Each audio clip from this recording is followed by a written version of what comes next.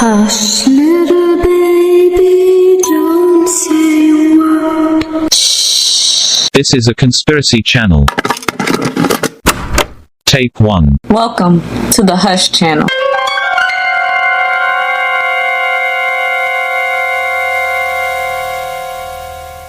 Of the four sons of Ham, time has not heard the name of Kush, for the Ethiopians, over whom he reigned, are even at this day, both by themselves, and by all men in Asia called Kushites. Flavius Josephus, Antiquities of the Jews.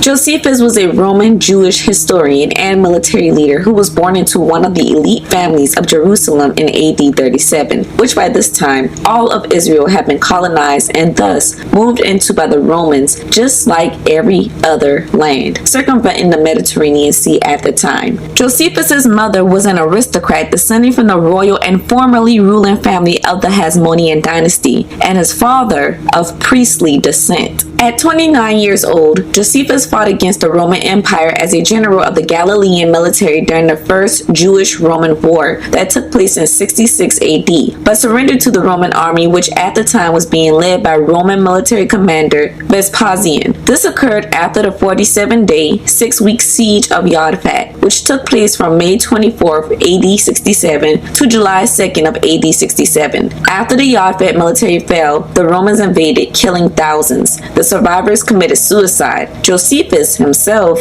claimed to have been trapped in a cave with 40 of his companions. Flavius Vespasian and his son Titus asked this group to surrender. However, they refused. Josephus claimed to have suggested collective suicide instead. The group drew lots and killed each other one by one. And Josephus was one of the two men that were left after lots were all drawn. And he decided to surrender to the Romans and became imprisoned instead. Josephus then, likely out of self-preservation and cowardice, proclaimed that the Jewish messianic prophecies, of which had initiated the First Jewish-Roman War itself, had made reference and thus prophesied Vespasian becoming the Roman emperor. In response to this, Commander Vespasian decided to keep Josephus as a slave and interpreter. Essentially, actions like this is what leads Josephus going down in history as a Jewish traitor. Vespasian became emperor in AD 69, granted Josephus his freedom, and then Josephus assumed Emperor Vespasian's family name of Flavius, as he fully dedicated his loyalty to the Romans and was even granted Roman citizenship. He became an advisor and good friend to Vespasian's son Titus, and served as Titus's translator when Titus led the Roman siege on Jerusalem, on Josephus's very own people, in AD 70, which was later followed by the looting and destruction of the Second Temple of Jerusalem, Herod's temple. This was a huge traitorous act, as Josephus not only was born and raised in Jerusalem, but his family was wealthy in large part due to his father being of the priestly order of Jehoram, which was the first of 24 orders of the priests in the temple in Jerusalem.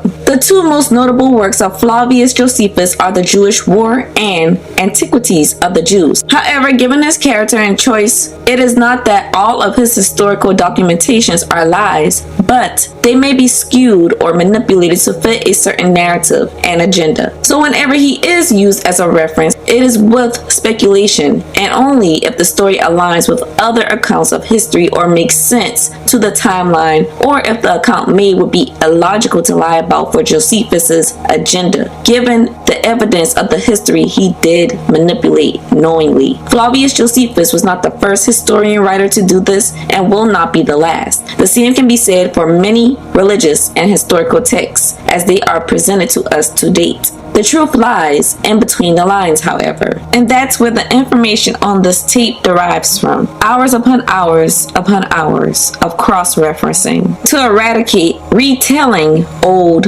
lies. And so we proceed with the untold story and lineages of the children of Biblical Ham, beginning with Kush.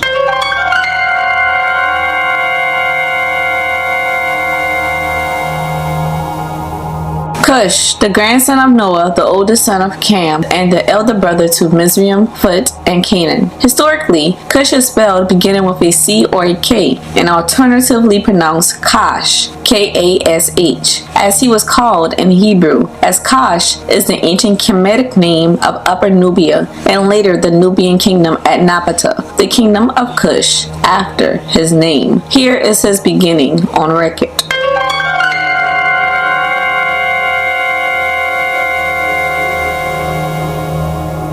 The last sight Cam had outside of the ark was of his people celebrating with their collaborative effort in constructing the ark, of which their king and Cam's father told them would be the vessel that would traverse he and his family to Enki's land, named Abyssinia, the massive land composing of all of Central and Southern Africa and ambiguous bits of Northern Africa. This was to be Noah's punishment for following the god Enki instead of Enlil. That is what he told them, at least, as is written in stone.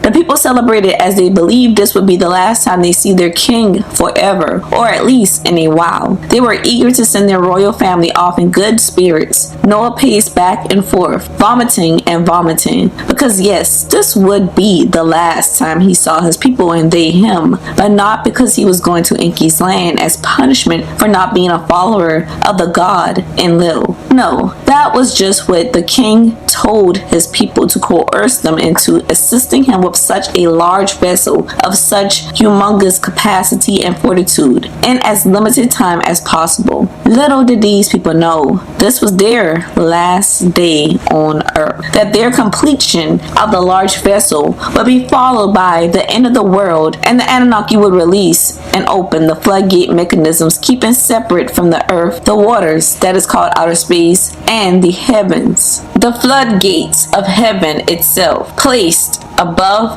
and below the surface of which we walk. Noah simply could not stomach that reality, nor his self-preserving deception. This is written in the Epic of Atrahasis.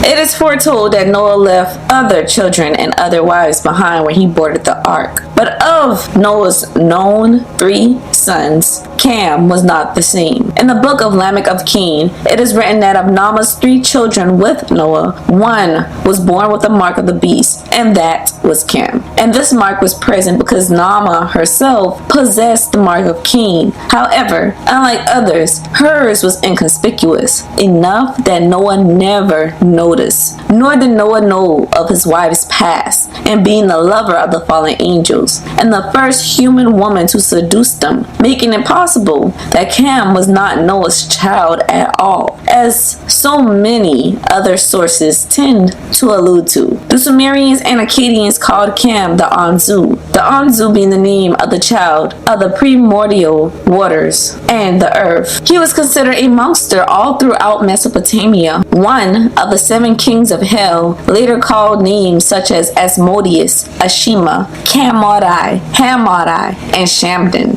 an Anunnaki entity known to appear bearing the head of a lion and body of an eagle, considered one of the fallen angels in modern Abrahamic religious views. However, back then, these fallen angels were the heroes who fought for equality between the Anunnaki gods and mankind itself, so that humans could have free will and be enlightened with knowledge. They lied, they cheated, and they deceived their very own kind on behalf of humanity itself. Heroic, however, in a new world where Enlil reigned supreme god, these heroes were forever demonized. With Cam being one of the fallen angels, he was not happy with the situation, and before leaving the ark, he took it upon himself to steal from his father, Noah, the skins of Adam, which granted kingships, authority, and power. These garments were intended for Noah to give to his oldest and favorite son, Shem, but this did not happen. Cam instead hid these garments from his family and passed them down to his son Kush, who also hid these garments from his brothers and his sons. Initially, that is. But a bit before that, Cam would leave his family behind in their dwellings surrounding the vicinity of the ark, a movement spurned from his father Noah, cursing his youngest son Canaan. He would build the world's first city and name it after his wife, Neotameyuk, naming this city Uruk, the precursor name for today's country of Iraq. Uruk to date is still known as the world's first city. Cam's brothers saw what he had done with the city, and Japheth became envious and did the same and named his city after his wife. His regions lied closer to what is called today the Caucasus Mountains, just north of Cam's very own settlement. Shem would also follow suit, but he would build his city closer to the vicinity of the ark as to remain close to his father Noah on the mountain, as is written in the 7th division of Jubilees. Cam's wife, of whom the city of Uruk is named after, Neotameyuk, also possessed other by names. The one of importance here is that of Semiramis. His mother was not human either,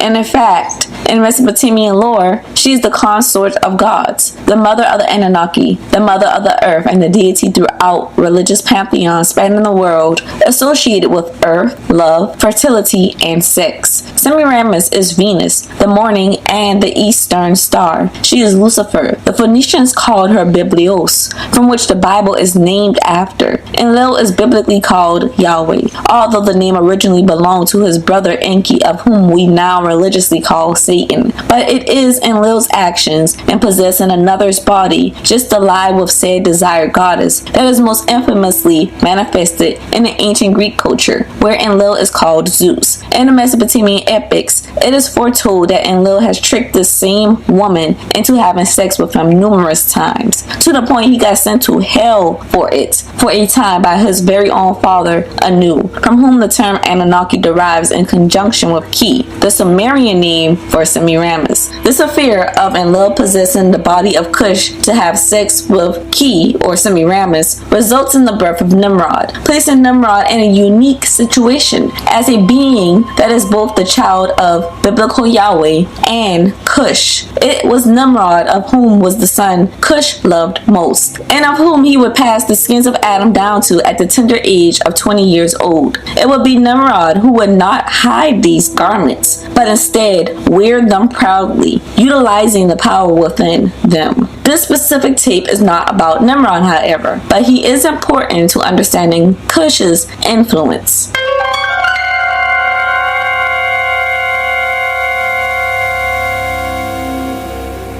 In the prior tape, where we discussed Nimrod and his establishment of Sumeria, which is called Shinar in the Bible and otherwise known as the first cradle of civilization after the flood and the first advanced civilization after the flood, if you follow the timeline of the Bible in conjunction with Jasher and Jubilees, it is established that Nimrod settled and founded Sumeria, and then somewhere before the Tower of Babel being built, or during the commencement of its building, Noah divided the earth into 3 lots amongst his 3 sons to prevent further warring amongst his loving descendants, as Nimrod at the time had subjected Japheth and Shem's lineages and rose his lineage to being the royal lineage. Nimrod's lineage is called the Kemetic lineage, as this lineage derives from Cam. The thing people fail to realize is that Nimrod never left Sumeria, and Sumeria is in Asia. He never left until he was killed, and he was killed during the time of Abraham's grandson, Esau. And Esau is the person who actually slaughtered Nimrod. Abraham himself was born within Nimrod's royal quarters, as Abraham's father, Terah, was an adamant loyalist to Nimrod, and a belief system Babylon became infamous for. Terah, in turn, was a favorite of Nimrod and appointed as one of his princes. With such authority, Nimrod appointed royal positions and kingships from amongst his lineage, and commissioned them to go to the east and to the west to establish kingdoms in the river valleys there. From this, the first cradles of civilization after the flood were settled. To the east, a sect of Kemites settled Kemet, which is Egypt in modern day. Just due north of the Nile River Valley, Canaan was established. Canaan in modern day is Israel, West Bank, Gaza, Jordan, Syria, and Lebanon. To the west of Sumeria, a Kemetic sect settled the Indus River Valley civilization, which birthed South Asia. South Asia in modern day is Afghanistan, Bangladesh, Bhutan, India, the Maldives, Nepal, Pakistan, and Sri Lanka. Another sect of Kemites were commissioned to go further east into East Asia across the Himalayan mountains, and this sect would settle the Yellow River Valley, which birthed modern day China, and some of those who headed east over a period of generations would then settle amongst the 25,000 plus islands of the Pacific Ocean, and over time again migrate even further east, reaching the shores of the Americas and settling there, mixing in with the indigenous. Specifically, they settled in the river valleys of Mesoamerica and the Andean region, which we know today is where the indigenous such as the Mayas, Aztecs, and Incas resided, a region where Cain, the brother of Abel, had once been exiled to prior to the flood. In the Americas, however, there were other people. These other people survived the flood in the same way that Noah and his family had, and this is with aid from the Anunnaki. Instead of surviving by way of being above the surface, these people survived by way of going into the honeycombs of the earth, a place where some of the Anunnaki, even in the Mesopotamian tablets, had resorted to stake out at as the flood proceeded. Unlike the other Anuna who hovered in craft in the skies above the earth, witnessing the devastation as the earth was wiped anew. These indigenous in the Americas tell of spreading out throughout the entirety of the planet by way of navigating the underworld, or the world beneath the surface, with aid from the Anu Sinnom. The Anu Sinnom is a species within the Anunnaki who are also referred to as the Ant People. This is foretold in the indigenous American histories.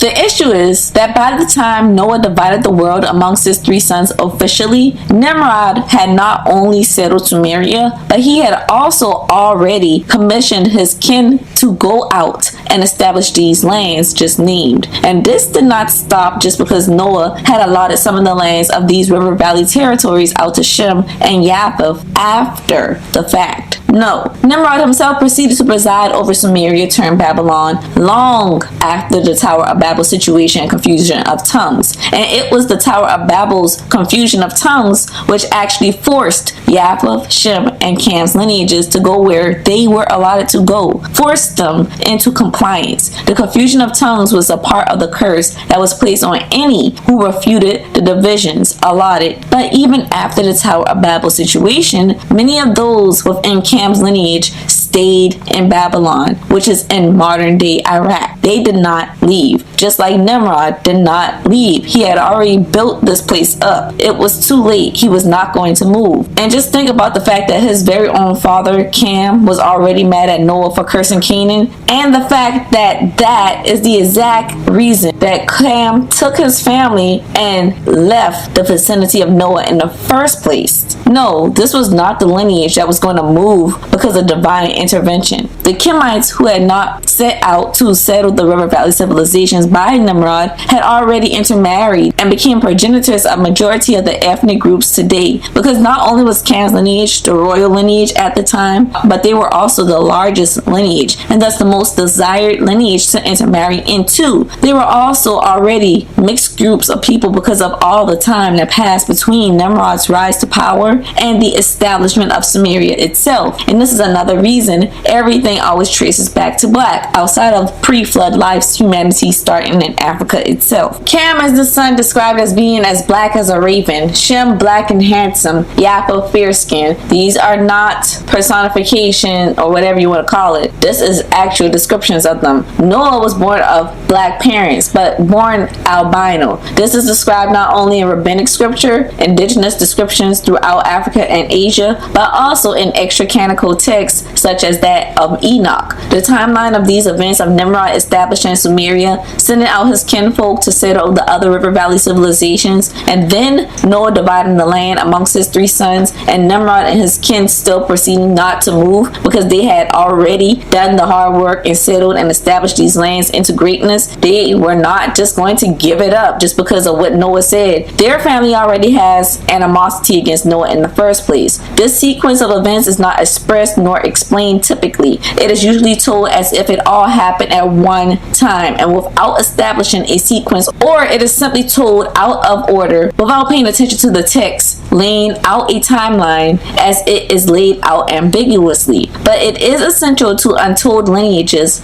and stories of Cam, which certain powers have obviously tried to bury for reasons discussed in prior tapes. But when you read these scripts specifically looking for such information, it is there. It is just never expanded upon because Cam's lineage is not the main characters in these stories and are typically vilified in these same stories. These lineages also prefer to disassociate away from such roots because of agenda, racism, and the spiritual nature of which in those days was known that this lineage, the Kemetic lineage, is that of which the fallen angels interbred most with and which derived from the fallen angels themselves. The lineage whose progenitor was a fallen angel himself, which religiously is an abomination, but in another sense, this is also the lineage of demigods. Such information is, however, essential in establishing the Kush influence and genealogy outside of its well-known genealogy scratching the limbs of Africa. Let's start from the very beginning, specifically in the Himalayan mountains.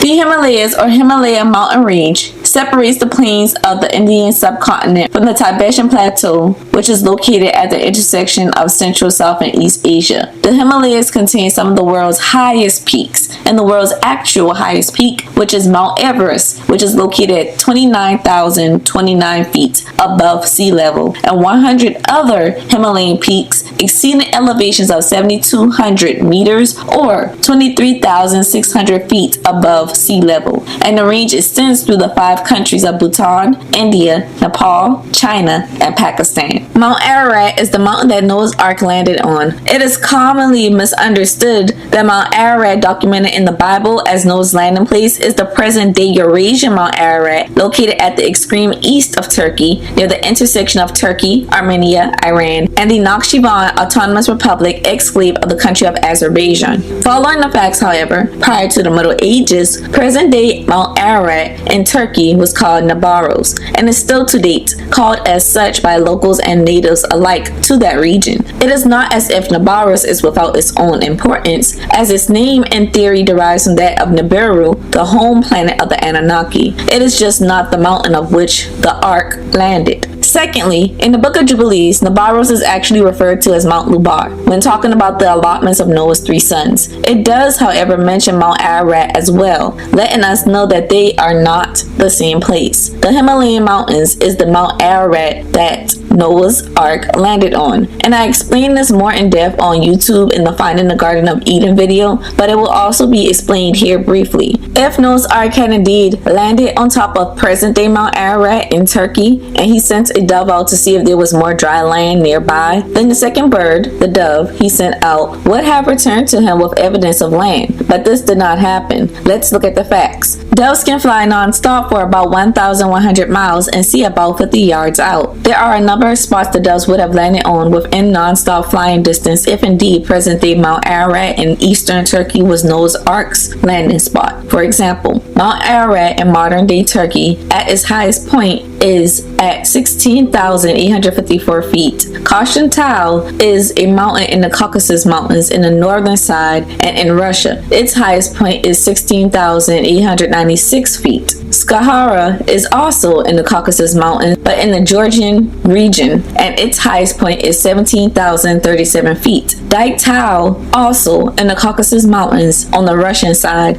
is 17,077 feet tall. These mountains are not only within non-stop flying range for doves, but also taller than the present-day Mount Ararat in Turkey, meaning their peaks would have been visible in the middle of all that water. The Himalayas, on the other hand, is the highest peak on Earth, with Mount Everest itself peaking at 29,029 feet above sea level, with hundreds of other Himalayan peaks which exceed elevations of 23,600 feet or 7,200 meters. This makes sense, and its location is prime real estate as it is located at the crux of the continent of Asia. Perfect place to start over and repopulate the earth.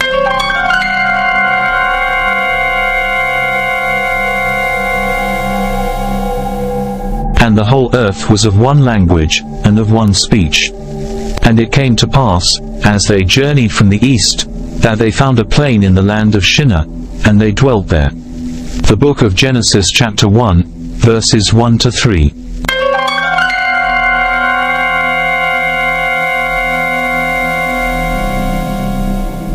This is speaking to all the sons of Noah and his family, as they were under one supreme ruler, King Nimrod, and traveling together from the east to Babylon. From the east in Hebraic text translates to Mikidim or simply QDM, as Hebraic language does not translate to English with vowels. However, this phrase actually translates in Latin to De Oriente, or the Orient, which we know is East Asia today in English. Now let's look at some phonetics. Abraham actually took Kemetic women to be wives. Ishmael and his wives had 12 sons, with the youngest son being named Kedema, who, like his 11 brothers, grew up to be princes. The name Kedema means east, and no, this is not just a coincidence. Names back then actually had a meaning. It is likely the K or CH part of Mikedem, which stems from the Oriental roots being the Kemites. The Himalayas are also west of Sumeria, which is modern day Iraq, meaning that they had to travel east to get to Sumeria, which became Babylon. Turkey and the fake Mount Ararat is east of Sumeria, meaning they would have to travel west to get to Shinar or Sumeria. The verse would have been written that it came to pass that they journeyed from the west if the fake Mount Ararat of Turkey was the legit location. However, this is why I state that the Bible also has a narrative that it sticks to, and things that are purposely manipulated, rephrased, and outright omitted in it, in the same way that Josephus historically documented things the way he saw fit in order to suit a certain purpose. As stated before, all the major religions as presented to us to date are not 100% lies, but neither are they 100% the truth either. The way to sort of maneuver this is to, if possible, cross-reference. This is also one of those things whereas East Asia in the Bible is typically left out in the same way people in modern day that scream anti-Semitic are referring to Western Asian descendants of Shem, as the Bible presented to us at current is one where Noah divides only the Middle East into 3 allotments, rather than extra canonical sources that state that Noah was 600 plus years old, knew the lay of the entire earth, describing shapes of the countries from a point where he had to have seen these lands from above, from an aerial view, and where he obviously was dividing the entirety of the earth, which lends its hand to the theory that Noah's Ark was actually a spacecraft, and that he didn't physically have all these varieties of animals on board, male and female. What he had was specimen of their DNA, and Shem was allotted majority of Asia, continental Asia to be specific, and he was given the greatest allotment of land, and also within his allotment he was given the blessed thrones of God, as well as blessed with Asia's biodiversity in comparison to other allotments. But East Asians are not a part of the conversation when it comes to being Jews, Hebrews, and people yelling anti-Semitic pleas in modern day. Only Western Asians. Let's not also forget the Bible, including the Middle East amongst its allotments, only follows Roman propaganda, because there was a long period of time where the Roman Empire consisted of all the lands and areas surrounding the Mediterranean Sea, and today we call that the Middle East. These same people are the same people who colonized Israel, interbred with Israelites,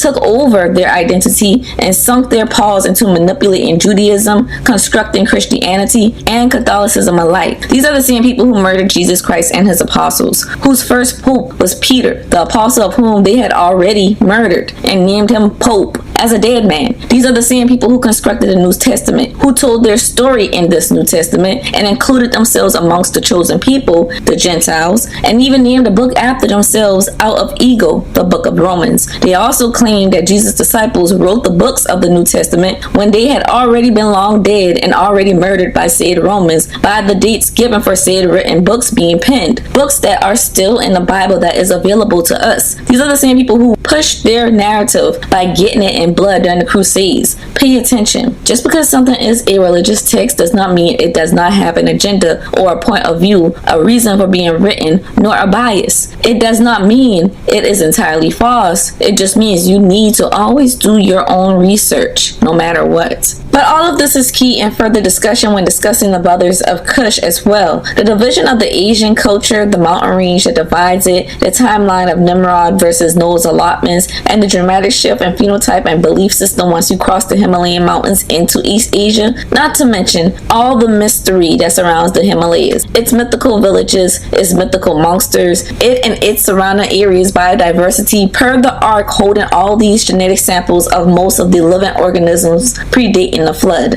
And its restricted areas and temples, this mountain range holds so much paranormal activity and mystery. Some of the world's major rivers, such as the Indus, the Ganges, and the Songpo Brahmaputra rivers, rise in the vicinity of the Himalayan mountains, and their combined drainage basin is home to some 600 million people, with 53 million of those people residing along the 1,500-mile length of the range itself. This mountain is responsible for shaping the cultures of South Asia and Tibet, and many of its peaks are sacred in Hinduism and Buddhism.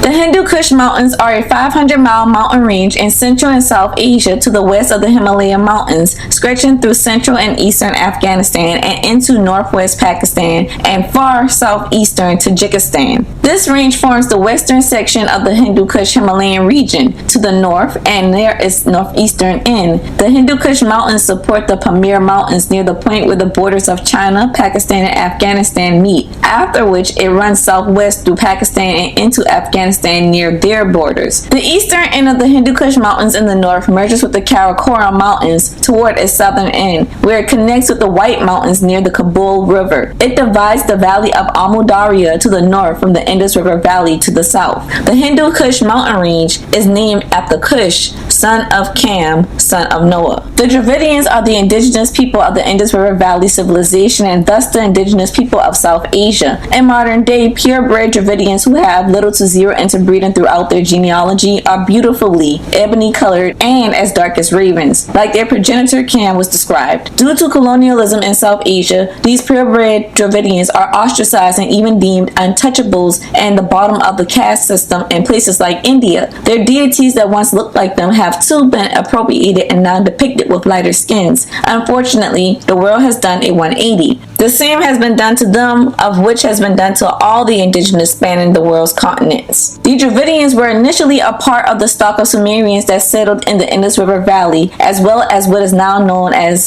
southern India. These Dravidians actually derived directly from Kush via his son Nimrod by way of Nimrod's daughter, Princess Azarad, placing Princess Azarad as the great-granddaughter of Cam, and it is Azarad who married and birthed children with Eber. Eber is the great-grandson of Shem, and Eber is from whom the term Hebrew derives, a term that literally means descendant of Eber, and thus Eber is called the father of the Hebrews. As told before, the Kemetic lineage was a desired lineage to marry into given their status and having the largest population of people. They were the majority, and they were the elite. So many ethnic groups trace back to this lineage for this particular reason. This is why the black race can also claim to be of Hebrew lineage. And it is ironic that while not all Semites and Hebrews are Jews, as Semites refers to all the lineages deriving from Shem, including Shem's 4 other sons who are not the main characters of the Bible, and the term Jew itself refers to the tribes of Benjamin and Judah called the tribe of Judah, not all the 12 tribes. However, all Jews are Hebrew and all Jews are Semites. But according to the Orthodox Judaic code, a child is whatever their mother is, as Orthodox Judaism practices matrilineal genealogy. The code of Jewish law clearly states that a child of a Jewish mother is Jewish regardless of the father's lineage. This has been a fundamental principle of the Torah since its beginnings. Given this information, while being a Jew and Judaism did not exist yet in the time of Eber and Azarad, it would still make sense why the Bible, of which also came later, would omit who the wife of Eber was, because that would mean irrefutable inclusion of the Kemites as being progenitors of the Jewish lineage, as the Kemites were deemed pagan giants. This does not suit the Jewish agenda and image today,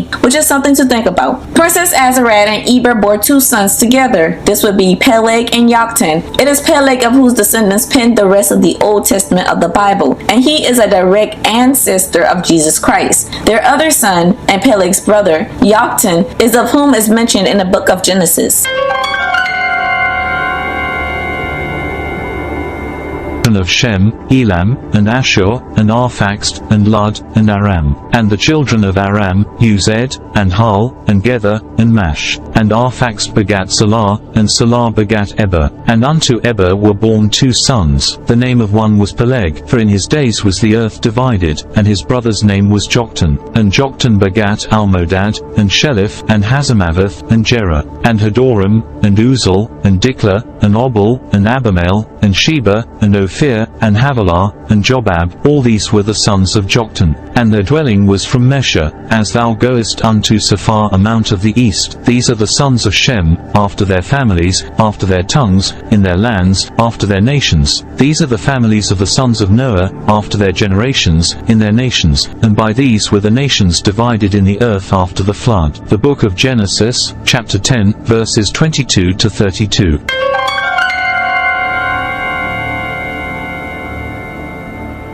This verse testifies to Joktan going to dwell in the east, that is, east of Samaria. Joktan and his descendants actually become what we call the Dravidians, the indigenous of South Asia. Joktan does this during the building of the Tower of Babel, and it is believed that they were minimally or not affected at all by the confusion of tongues because they had already made their departure from that area, which leads to the belief that the Dravidian language is closest to the tongue of which Adam himself spoke, which makes sense as the language of those who were commissioned to go east possess the oldest surviving languages to date. These languages include Sanskrit, Tamil, and Chinese, which to date are still recorded as the oldest surviving languages. It is believed these languages were once one single language. However, they would over time be influenced by colonizers, and their speakers would interbreed with outside ethnic groups, which eventually caused their original language to change and differentiate into distinct languages. Also, according to Brahma, the discovery of the God of Abraham, the sons of Joktan, Sheba, Ophir, Havilah, and Jobab, and their Dravidian families, it states that these were the first to settle in the Indus River Valley. A group of Aryan nomads would later leave from the Caucasus Mountains, travel south through Mesopotamia to the Indus River Valley, and colonize the Dravidians. These people were not an aggressive lot. The Aryans then named the land after themselves, and today it is called Iran after the Aryans. A few syncretic religions were born, and thus came the notion of Paris, which of course was both the Aryan and Dravidians' way of speaking of the Anunnaki, their alien gods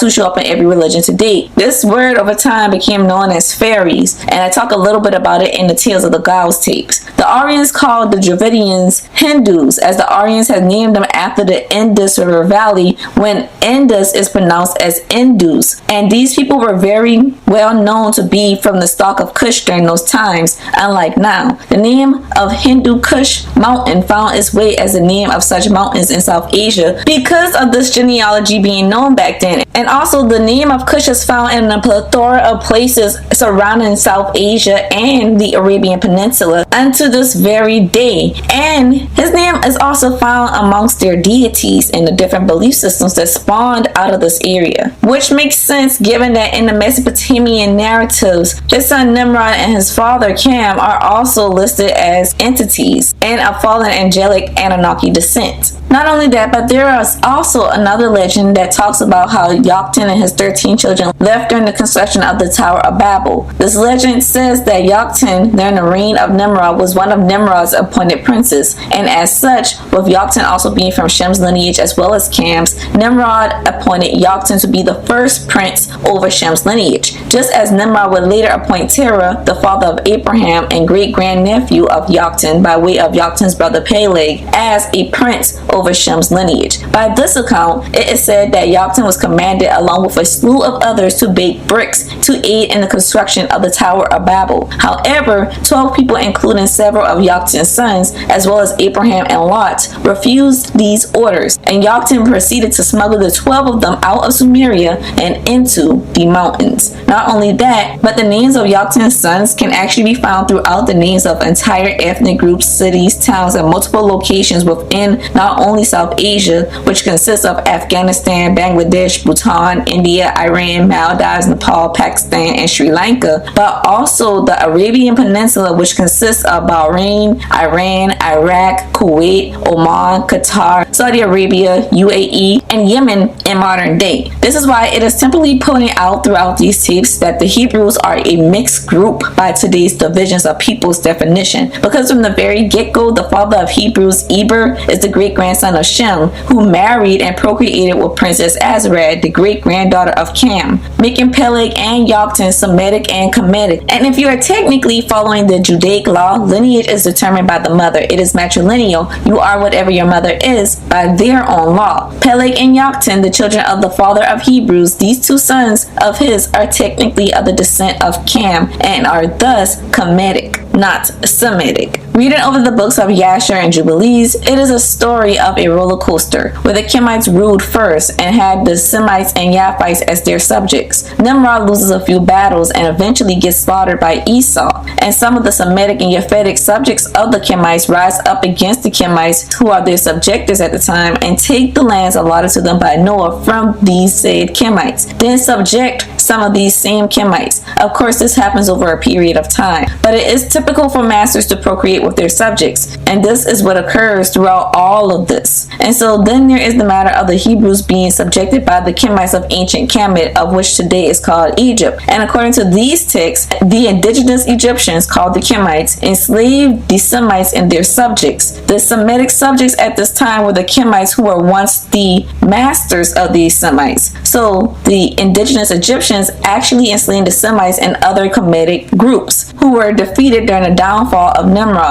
And again, during that 400 years of captivity in ancient Kemet, there in indigenous Egypt, the Hebrews and these Kemetic groups who were their subjects once again interbred exceptionally. And when they left to establish Israel in ancient Canaan, because it was the land that was promised to them by God, by the time they left to do this, that group of people that had been subjected to the indigenous Egyptians were no longer defined as Hebrews. They were actually a hyper mixed group of people. European etymology that is delivered to us and force-fed to us and only available to us typically avoids attributing anything to Cam's people, even when every other instance points to this being the obvious answer. Literally since the beginning of creating deep dive content on Biblical Cam, I have seen so many legitimate sites, quote unquote, alter the information on him. Likely because I point out that while there are certain curses and evils associated with Cam biblically, there is the other perspective that this is the lineage of demigods. And then 2020 occurred and everybody started hopping on the trend of wanting to be a star seed or into witchcraft or to be some spiritual guru. So now these people want to be a part of this lineage. One site even tried to say that Cam is white, a site I had screenshotted and viewed multiple times over a course of years, which always said that he was black, now stating that he was white because they want to be a part of this group. Back on subject, however, the etymology or linguistic origin is obscure. Mainly the Kush portion of the name, as Hindu derives from the Aryan pronunciation of Indus, which is Indus. Kush, however, is referenced as referencing a male killer who slays, murders, oppresses, and is a dragon slayer or a dragon killer. There is also the Kushan Pass that goes through the Hindu Kush mountains, but there are lots of these sites named after Kush, and we'll go over that in tape 2 a bit more. However, remember the link to Cam's lineage being descendants of the Anunnaki and the different forms of the Anunnaki, with one species of the Anunnaki being the reptilians, who are typically associated with aquatic entities, reptiles, and avians or flying birds. The deity the Kemites reverenced and went against the New World Order for during the New World after the flood was Enki, who was depicted as a merman. Merfolk in Africa and in Asia are typically depicted and described as being able to shapeshift between either 100% human, 100% aquatic, being a serpent or a fish in most cases, or 50% aquatic, 50% human. Notice also how the Himalayas marks a stark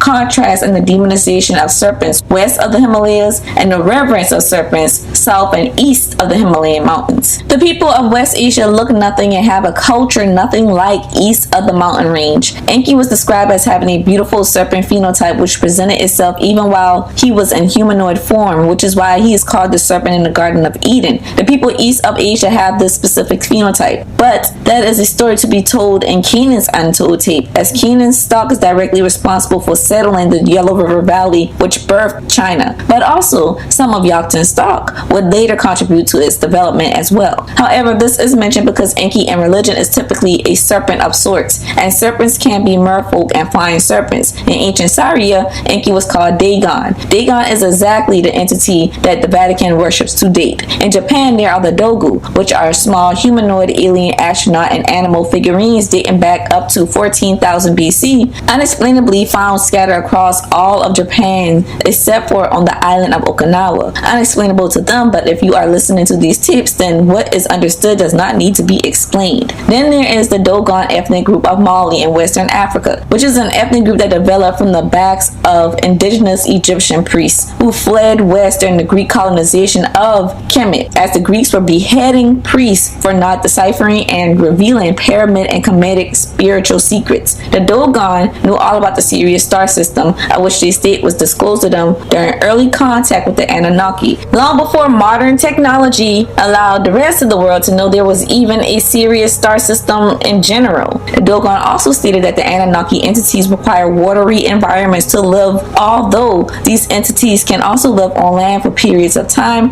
and shapeshift when need be just to do that, and that they also come from the darker colored region of the Milky Way, and the Dogon have a creation story that mimics the Mesopotamians. And just what do you call a flying serpent? What is the reptilian that is highly revered in Eastern Asia east of the Himalayas and demonized in Western Asia west of the Himalayas, where Abrahamic religions are prevalent in modern day? A dragon. Given Nimrod was a champion even amongst the gods, especially when you consider he is also Gilgamesh and Ninurta, god slayers, and consider that Nimrod himself is from whom the Dravidians derived and is the son of Biblical Kush and the Anunnaki entity Enlil, who is biblically called Yahweh, by way of Enlil possessing a body of Biblical Kush and having sex with his wife and conceiving Nimrod. When all of this is taken into account, the name Kush, meaning dragon slayer or killer, makes much more sense. Outside of this written in plain sight genealogy between Kush and the indigenous of South Asia, the Dravidians, there are several other indications of Kush's link to South Asia. Stay tuned for tape 2. End of tape 1.